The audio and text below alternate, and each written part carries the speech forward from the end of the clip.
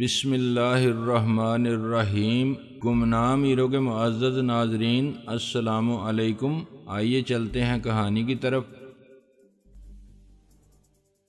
میں قاسم بجلی کو باتوں میں لگا کر جتنی مہلت حاصل کر سکتا تھا کر چکا تھا، لیکن اس دوران مجھے کچھ کر گزرنے کے لیے کوئی لمحہ مناسب نظر نہیں آیا تھا۔ ان سے کوئی ایک لمحے کے لیے بھی غافل نہیں ہوا تھا، کسی نے کوئی حماقت نہیں کی تھی۔ ایسے موقعوں پر میں کسی کی طرف سے ذرا سی غلط حرکت کا منتظر رہتا تھا، جو عموماً میرے لیے صورتحال کو الٹ دینے کا سبب بن جاتی تھی، لیکن اس وقت تو کچھ ایسا معلوم ہوتا تھا کہ سب سے بڑی حماقت مجھ سے ہی سرزد ہو چکی تھی۔ کوئی اور ذرا سی بھی غلطی کرنے کے لیے تیار نہیں تھا جس سے میں تھوڑا بہت فائدہ اٹھا سکتا۔ شفیع شاہ اگر کہیں ساحل کے آس پاس موجود تھا تو نہ جانے اسے اندازہ ہو رہا تھا یا نہیں کہ مکان میں کچھ گڑبڑ تھی۔ محل نما مکانوں کا ایک مسئلہ یہ بھی ہوتا ہے کہ بعض اوقات پڑوسیوں کو بھی پتہ نہیں چلتا کہ وہاں کیا ہو رہا ہے۔ کسی کے حق میں یہ بات بہت اچھی ہوتی ہے، کسی کے حق میں بہت بری۔ میں آہستگی سے گھوم گیا تو قاسم بجلی کی آواز سنائی دی، اب آہستہ آہستہ قدم اٹھاتے ناک کی سیدھ میں چل پڑو۔ میں نے اس کی ہدایت پر عمل کرتے ہوئے ابھی ایک قدم ہی اٹھایا تھا کہ میرے عقب میں ہلکی سی سرسراہٹ ہوئی، کوئی میرے قریب آ گیا تھا۔ میری دھڑکن ذرا تیز ہو گئی، نہ جانے وہ کیا کرنا چاہتا تھا۔ میرے اعصاب تان گئے، لیکن اس نے صرف میری کمر پر گن کی نال ٹکانے پر اکتفا کیا۔ چلتے رہو قاسم بجلی کی آواز آئی۔ میرے تنے ہوئے اعصاب نہ صرف کچھ ڈھیلے پڑ گئے بلکہ میرے دل میں خوشی کی ایک نہایت خفیف سی لہر بھی دوڑ گئی۔ مجھے امید کی ایک مدھم سی کرن نظر آئی تھی، شاید یہی وہ حماقت تھی جس کا مجھے انتظار تھا۔ ان کے اور میرے درمیان اگر تھوڑا سا فاصلہ برقرار رہتا تو میرے لیے زیادہ خطرناک تھا، لیکن شاید ان سب کو مجھ سے ذرا دور رہتے ہوئے کچھ اطمینان نہیں تھا، اور قاسم بجلی نے اپنے ایک آدمی کو میرے عین قریب بھیج ہی دیا تھا۔ نفسیاتی طور پر اس طرح شاید انسان زیادہ اطمینان محسوس کرتا ہے کہ اس کی گن کی نال اس کے شکار کی پشت پر ٹکی ہو۔ دھیرے دھیرے چلتا ہوا میں انیکسی کے کونے تک پہنچ گیا۔ مجھے اندازہ تھا کہ اب قاسم بجلی مجھے دائیں طرف مڑنے کے لیے کہے گا۔ یہی وہ لمحہ تھا جب میں جان کا خطرہ مول لیتے ہوئے تھوڑی بہت امید کے سہارے ایک کوشش کر سکتا تھا۔ اگر میں انتہائی پھرتی کا مظاہرہ کرتے ہوئے گھوم کر اسی شخص سے گن چھین سکتا جس نے نال میری پشت پر ٹکائی ہوئی تھی، تو شاید اس کونے کی آڑ لینے میں کامیاب ہو جاتا۔ یہ کونا چند لمحے کے لیے میرا مورچہ ثابت ہو سکتا تھا، اور اس دوران میں بھاگنے اور کسی جگہ سے چار دیواری پھلانگنے کی کوشش کر سکتا تھا۔ اس کوشش میں بھی خطرات ہی خطرات تھے، لیکن خطرات اب میرے لیے ویسے بھی کم نہیں تھے۔ چنانچہ میں نے یہ جوا کھیل ڈالا۔ میں اچانک ہی بیٹھ گیا۔ اس قسم کی صورتحال کے لیے یہ ایک بڑا کارآمد داؤ تھا۔ گن کی نال نہ صرف میری کمر سے ہٹ گئی بلکہ میرے پیچھے آنے والا شخص میرے اوپر گرتے گرتے بچا۔ اس کی وجہ سے دوسرے فوری طور پر فائر نہ کر سکے۔ میں اس کی گن چھین کر اور اسے باقی لوگوں کی طرف اچھالتے ہوئے کونے کی آڑ میں پہنچ گیا۔ یہ ایک بہت بڑی کامیابی تھی، لیکن مجھے اس کا کوئی فائدہ نہ ہو سکا، کیونکہ مجھے نہیں معلوم تھا کہ اس کونے کی آڑ میں پہلے ہی کوئی چھپا ہوا تھا۔ عقب سے کوئی ٹھوس چیز میری کھوپڑی پر پڑی اور میری آنکھوں کے سامنے نیلے پیلے ستارے ناچ گئے۔ دوسرے ہی لمحے سارا منظر میری نظر سے غائب ہو گیا، صرف تاریکی رہ گئی۔ اس تاریکی میں بڑی راحت تھی۔ جب ذہن پر دباؤ حد سے زیادہ بڑھ جائے تو دنیا و مافیا سے بے خبر ہو جانا ہی غنیمت لگتا ہے، لیکن اس کے لیے کھوپڑی پر ہتھوڑا نہ پڑے تو یہ عمل زیادہ راحت بخش ہو۔ میں جب نامعلوم مدت تک گرد و پیش سے بے خبر رہنے کے بعد آگہی کی دنیا میں واپس آنے لگا تو مجھے کچھ یوں لگا جیسے یہ عمل کسی ٹھوس دیوار سے سر ٹکرانے کے مترادف تھا۔ میرے سر میں کچھ ایسی ہی دمک ہو رہی تھی، پھر رفتہ رفتہ یہ دمک کم ہوئی اور میں نے آنکھیں کھولیں تو اندازہ ہوا کہ میرا سر کسی چیز سے نہیں ٹکرا رہا تھا، میں تو شاید کسی آرام کرسی پر نیم دراز تھا۔ میرا ذہن گویا نہایت ہی آہستگی سے کسی تاریخ دلدل سے باہر آ رہا تھا۔ کافی دیر بعد مجھے صحیح طور پر معلوم ہوا کہ میں کہاں تھا اور کس حال میں تھا۔ پرنسس نامی موٹر بوٹ کے پچھلے حصے میں تھا۔ یہ حصہ کھلا تھا اور اس کے نچلے ڈیک پر میں ایک آرام کرسی پر نیم دراز تھا۔ مجھ پر تیز روشنی پڑ رہی تھی۔ میرے سامنے نشیب میں ترتیب سے رکھی ہوئی کچھ کرسیوں پر چند سفید فم افراد بیٹھے ہوئے تھے۔ ان کے چہروں سے دلچسپی عیاں تھی، انداز کچھ ایسا تھا گویا وہ اپنے سامنے سٹیج پر پیش کیا جانے والا کوئی دلچسپ تماشا دیکھ رہے ہوں، اور وہ تماشا میں تھا۔ ان سفید فاموں کے پیچھے قاسم بجلی کھڑا تھا، اس کے دائیں بائیں 2 مسلح افراد تھے۔ اس وقت قاسم بجلی کے تاثرات کچھ زیادہ خوفناک نہیں تھے، وہ ایک مہذب اور خوش مزاج شخص کی طرح مسکرا رہا تھا۔ میں نے کئی بار پلکیں جھپکائیں تو مجھے کچھ اور صاف نظر آنا شروع ہوا۔ تب مجھ پر انکشاف ہوا کہ میرے سامنے ذرا نشیب میں کرسیوں پر جو 7 سفید فام بیٹھے تھے، ان سب کا تعلق ریڈ ڈاٹ سے تھا۔ ان کی تصویریں میں دیکھ چکا تھا۔ ان میں سے ایک خاصا عمر رسیدہ تھا، اس سے تو ایک بار میری ملاقات بھی ہو چکی تھی۔ اسلام آباد کے نواح میں ایک بار مجھے اغوا کر کے ریڈ ڈاٹ کے ہیڈ کوارٹر لے جایا گیا تھا۔ اس وقت باس 2 نے مجھ سے بہت اہم قسم کے مذاکرات کرنے کی کوشش کی تھی۔ اس وقت یہ بوڑھا اور تقریباً اسی کی ایک ہم عمر عورت باس 2 کے ساتھ نظر آ رہی تھی۔ تمام گفتگو باس 2 نے کی تھی، لیکن نہ جانے کیوں مجھے احساس ہوا تھا کہ بوڑھا جوڑا ریڈ ڈاٹ میں بہت اہم حیثیت کا مالک تھا۔ اب بوڑھا اکیلا نظر آ رہا تھا، شاید بڑھیا اس سے بچھڑ چکی تھی۔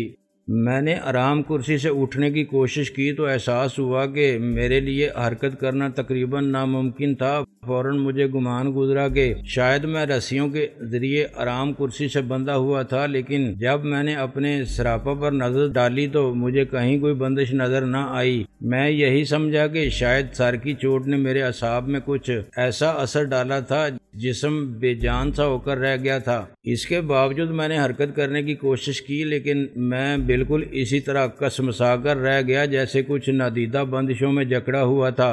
مجھے بے بسی سے کسمساتے ہوئے دیکھ کر سفید فام بوڑھا گویا میرے خیالات پڑھتے ہوئے بولا، شاید تم سمجھ رہے ہو کہ سر کی چوٹ کی وجہ سے تمہارا یہ حال ہے۔ ایسا نہیں ہے، ہم نے تمہیں ایک انجیکشن لگایا ہے جس سے تمہاری طاقت سلب ہو کر رہ گئی ہے۔ خواہ مخواہ اپنے آپ سے زور آزمائی کر کے اپنے آپ کو تکلیف میں مت ڈالو، تم سے اب صبح تک ہلا نہیں جائے گا، بشرطے کہ تم صبح تک زندہ رہے۔ دوسرے سفید فام نے لقمہ دیا۔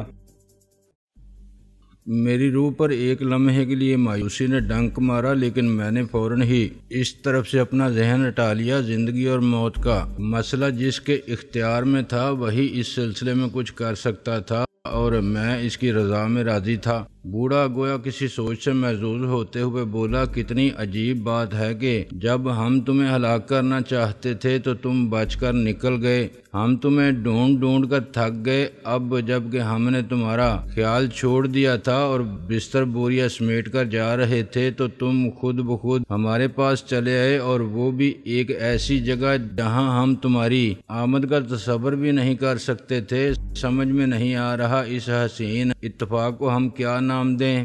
میں نے کہنا چاہا، جو تمہارے لیے حسین اتفاق ہے وہ میرے لیے قسمت کی خرابی ہے۔ میں یہ بات کہہ نہ سکا۔ میں نے بولنا چاہا تو احساس ہوا کہ میری زبان بھی کچھ موٹی باری اور مفلوج سی ہو گئی تھی۔ میں کوشش کرتا تو شاید بول سکتا، لیکن نہ جانے کیسی آواز نکلتی، کیسا تلفظ ہوتا۔ میں نے بولنے کا ارادہ ملتوی کر دیا اور سانس روک لی۔ میں یوگا کی مشقوں کو کام میں لانا چاہتا تھا۔ اس وقت انجیکشن کے اثر یا سر کی چوٹ کی وجہ سے میری جو کیفیت تھی، اسے ٹھیک کرنے میں یوگا کی مشقیں میری تھوڑی بہت مدد تو کر ہی سکتی تھیں۔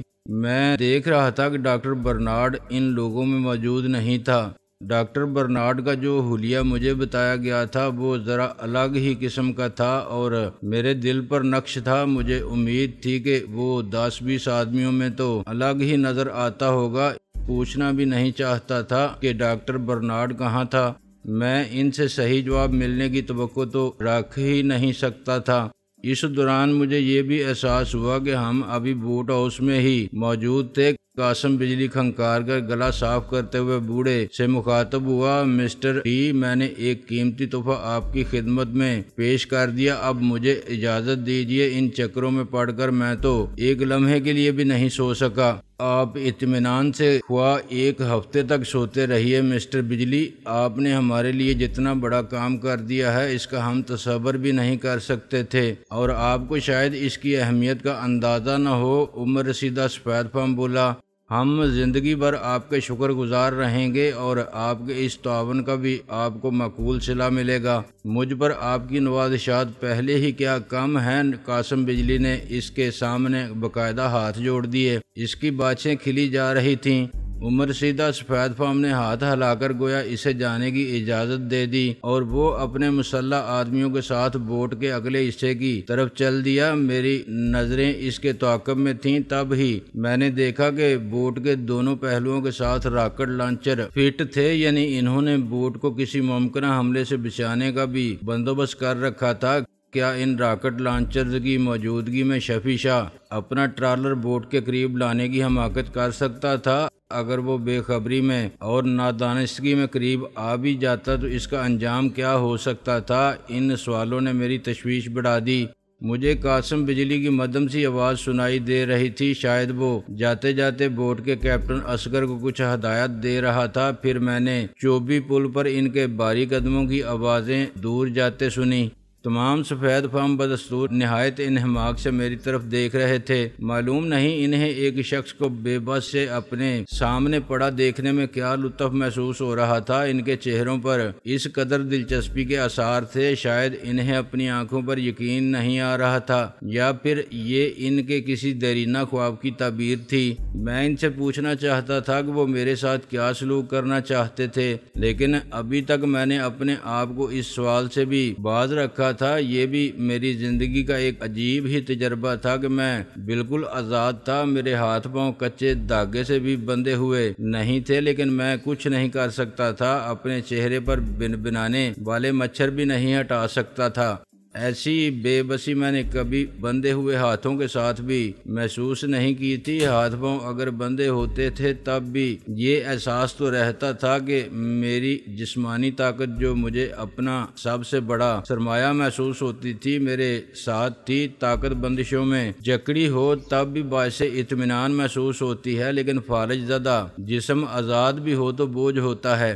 بہرحال میری سانسوں کی مشق غیر محسوس طور پر جاری تھی اور میں اندر ہی اندر اپنی حالت کچھ بہتر محسوس کر رہا تھا۔ چند لمحے بعد بوٹ کا انجن سٹارٹ ہوا اور وہ حرکت میں آ گئی۔ بوٹ ہاؤس سے نکل کر تاریکی میں پرنسس ایک سمت میں روانہ ہو گئی۔ میں سمندر میں دونوں طرف جہاں تک دیکھ سکتا تھا وہاں تک مجھے کوئی روشنی متحرک نظر نہ آئی، نہ جانے شفیع شاہ کہاں تھا۔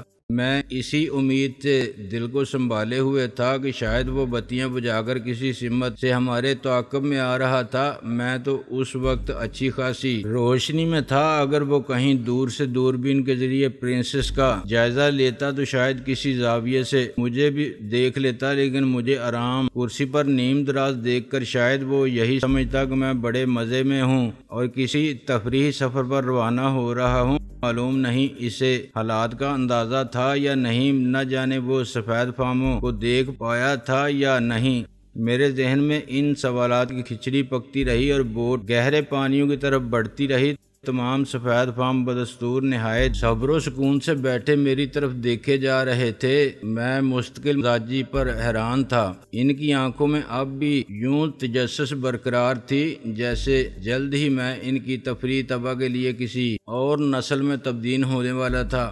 آخر کار میں پوچھے بغیر نہ رہ سکا، تم لوگ کس چیز کا انتظار کر رہے ہو؟ مجھے خود اپنی آواز کہیں دور سے آتی محسوس ہوئی۔ میری زبان گویا خشک روئی کی ہو کر رہ گئی تھی، تالو سے چپکی جا رہی تھی۔ سفید فام بوڑھا کچھ آگے جھکتے ہوئے بولا، ذرا زور سے، تمہاری آواز سنائی نہیں دے رہی۔ میرے دوبارہ بولنے سے پہلے ایک نوجوان سفید فام بولا، عبرت کا مقام ہے، سنا ہے یہ شخص جناتی سی طاقت کا مالک تھا، گولیوں کی بچھاڑ میں بھی بچ کر نکل جاتا تھا، 10 آدمیوں کے قابو میں نہیں آتا تھا، آج کیسا مردہ چوہے کی طرح پڑا ہے۔ لہجہ ترحم امیز بھی تھا اور احتجاجیہ بھی۔ میں کہنا چاہتا تھا کہ اس میں بھلا ان کے کون سے کمال کو دخل تھا؟ مکاری اور دھوکے سے تو وہ کسی رستم زمان قسم کی شخصیت کو بھی بے ہوش کر کے اسے کسی دوا کے انجیکشن لگا کر بے بس کر سکتے تھے، مفلوج بنا سکتے تھے، بلکہ اسی پر کیا موقوف تھا؟ بے ہوشی کے دوران میں تو وہ اسے ذرا سے زہر کا انجیکشن لگا کر بغیر کسی مزاحمت کے دنیا سے ہی رخصت کر سکتے تھے۔ یہ کوئی کارنامہ نہیں تھا جس پر خوش ہو رہے تھے، تاہم میں نے یہ بات ان سے نہیں کہی۔ اس وقت میں وہ توانائی بھی ضرورت سے زیادہ خرچ نہیں کرنا چاہ رہا تھا جو بولنے میں صرف ہوئی تھی، تاہم میں نے سوال اپنی دانست میں چیخ کر دہرایا، تم کس چیز کا انتظار کر رہے ہو؟ میرے ساتھ کیا کرنا چاہتے ہو؟ میری آواز ذرا بہتر تھی۔ بوڑھے نے طمانینت سے سر ہلایا اور کہا، ہاں اب تمہاری آواز آسانی سے ہم تک پہنچ رہی ہے، ہم تمہارے بولنے کا انتظار کر رہے تھے، اب تم نے بولنا شروع کر دیا ہے، اس کا مطلب ہے کہ تمہارا جسم تو اب بھی بے جان ہی ہوگا لیکن تمہارے حسیات کچھ کام کرنے لگی ہیں۔ وہ خاموش ہو گیا، شاید وہ مجھ سے کسی بات کی توقع کر رہا تھا لیکن میں خاموش رہا۔ میں نے شاید پہلے ہی بول کر غلطی کی تھی، اسے صحیح اندازہ نہیں ہونا چاہیے تھا کہ کس وقت میری کیا کیفیت تھی، شاید انہیں مغالطے میں رکھنا ہی میرے حق میں بہتر تھا۔ سفید فام بوڑھے مسٹر ڈی نے سلسلہ کلام جوڑا، اگر تمہاری حسیات کچھ کام کرنے لگی ہیں تو ہمیں بھی اپنا کام شروع کر دینا چاہیے۔ ہم چاہتے تھے کہ جو کچھ ہم کریں تم اس کی تکلیف محسوس کر سکو۔ ہم تمہیں قسطوں میں سمندر کے حوالے کرنا چاہ رہے ہیں۔ پہلے ہم تمہارا ایک بازو کاٹ کر سمندر میں پھینکیں گے، کچھ دیر بعد دوسرا ہاتھ کاٹ کر پھینکیں گے، یوں وقفے سے ہم تمہیں سمندر میں پھینک کر مچھلیوں کے لیے تھوڑی بہت خوراک کا بندوبست کریں گے اور دیکھیں گے کس مرحلے تک تمہارے بچے کھچے وجود میں زندگی کی رمق باقی رہتی ہے۔ سب سے آخر میں ہم تمہارا سر سمندر میں پھینکیں گے اور یوں تمہیں الوداع کہیں گے۔ اس شغل میں ہمارا سفر بھی اچھی طریقے سے کٹ جائے گا۔ ہمارا سفر کا پروگرام تو طے ہی تھا لیکن ہمیں یہ معلوم نہیں تھا کہ جاتے جاتے تم ہمارے ہاتھ آ جاؤ گے اور یوں ہمارے سفر کا لطف دوبالا ہو جائے گا۔ مسٹر ڈی خاموش ہو کر گویا میرے چہرے پر کوئی رد عمل تلاش کرنے لگا۔ میں نے کوشش کی کہ میرے چہرے سے کوئی رد عمل ظاہر نہ ہونے پائے۔ شاید اس وقت میں کوئی رد عمل ظاہر کرنے کے قابل بھی نہیں تھا۔ میرے ذہن پر ابھی تک دھند سی چھائی ہوئی تھی۔ تم لوگ بوٹ کے ذریعے کیوں جا رہے ہو؟ میں نے پوچھا۔ مسٹر ڈی نے مجھے کاٹنے پیٹنے کی جو بات کی تھی میں نے گویا اسے قطعاً بھی اہمیت نہیں دی تھی۔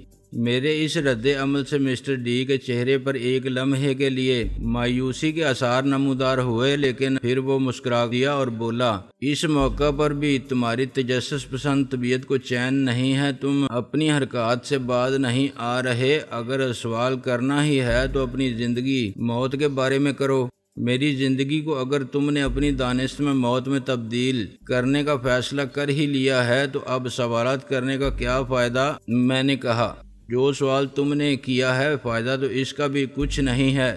مسٹر ڈی نے کندھے اچکائے، تمہاری تسلی کے لیے بتا دیتا ہوں کہ تمہاری خفیہ ایجنسیاں تمام بحری اور ہوائی اڈوں کی چیکنگ کر رہی ہیں۔ ہم چاہتے تو اپنے اپنے ملکوں کا اثر و رسوخ استعمال کر کے اس طرح واپس جا سکتے تھے کہ تمہارے اعلیٰ حکام بھی رخصت کرنے ہوائی اڈوں تک آتے، لیکن ہمیں ہدایت ہیں کہ ہم ہمیشہ کی طرح گمنام اور رپوش ہی رہیں، اس طرح سے یہاں سے غائب ہو جائیں کہ کسی کو کانوں کان پتہ نہ چلے۔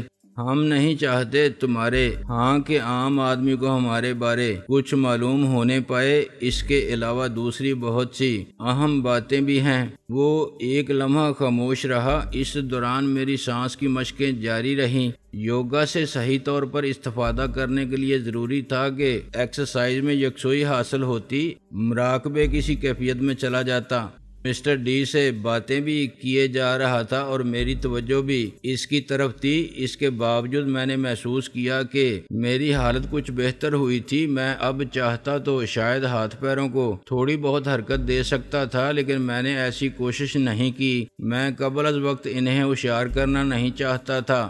مسٹر ڈی نے ایک نوجوان سفید فام کو اشارہ کیا اور وہ اٹھ کر اندر چلا گیا۔ چند لمحے بعد وہ واپس آیا تو اس کے ہاتھ میں اسٹیل کا ایک بڑا سا چمکتا ہوا چاپر تھا۔ وہ ایک دراز قد اور توانا نوجوان تھا۔ اس کے کرخت اور کھردرے چہرے پر کچھ ایسے ہی تاثرات تھے جیسے وہ میرے ٹکڑے کرنے کے تصور سے لطف اندوز ہو رہا ہو۔ اس کی شفاف نیلی آنکھوں میں بلاغی شفاقی تھی۔ اس سے پہلے کہ وہ اسٹیج نما حصے پر چڑھ کر میرے قریب آتا، ایک پستہ قد سفید فام ایک طرف اشارہ کرتے ہوئے چلا اٹھا، وہ کیا ہے؟ سب نے بیک وقت گردنیں گھما کر اس طرف دیکھا جدھر پستہ قد نے اشارہ کیا تھا۔ مجھے امید کی ایک کرن نظر آئی کہ شاید شفیع شاہ ٹرالر لے کر آ رہا تھا، لیکن دوسرے ہی لمحے مجھے احساس ہوا کیا وہ اتنا احمق ہو سکتا تھا کہ لائٹس وغیرہ آن رکھتے ہوئے اس بوٹ کے قریب آنے کی کوشش کرتا۔ مجھے امید نہیں تھی کہ وہ کسی زوم یا لا علمی میں بھی ایسی حرکت کر سکتا تھا۔ یہ دلیری مہنگی پڑ سکتی تھی۔ بوٹ کے ایک حصے میں دونوں طرف 2 راکٹ لانچر تو مجھے نظر آ رہے تھے، دوسرے حصے میں کیا کچھ انتظامات تھے ان کے بارے میں کچھ نہیں کہہ سکتا تھا۔ شفیع شاہ اور اس کے ساتھی اگر صحیح طور پر مسلح نہ ہوتے اور بھرپور انداز میں پرنسس پر حملہ آور نہ ہوتے تو ٹرالر کو غرق کرنے کے لیے 2 راکٹ لانچر ہی کافی تھے۔